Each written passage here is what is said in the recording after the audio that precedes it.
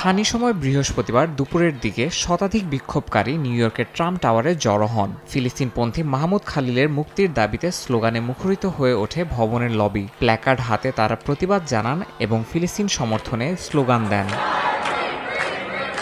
শহরের কেন্দ্রস্থলে বিক্ষোভের কারণে নিরাপত্তা জোরদার করা হয়। খবর পেয়ে পুলিশ দ্রুত ঘটনাস্থলে পৌঁছায় এবং পরিস্থিতি নিয়ন্ত্রণে আনার চেষ্টা চালায়। একে একে বিক্ষোভকারীদের গ্রেপ্তার করে ভবন থেকে সরিয়ে নেন তারা।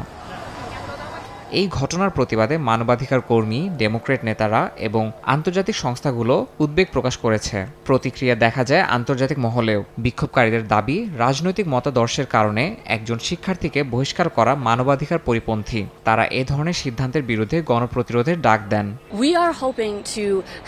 আমরা চাই মাহমুদ খালিলের অন্যায় গ্রেফতারের বিরুদ্ধে সারা দেশে চলমান আন্দোলন আরও শক্তিশালী হোক। তার মুক্তির দাবির পাশাপাশি সবাইকে এখনই আওয়াজ তুলতে হবে।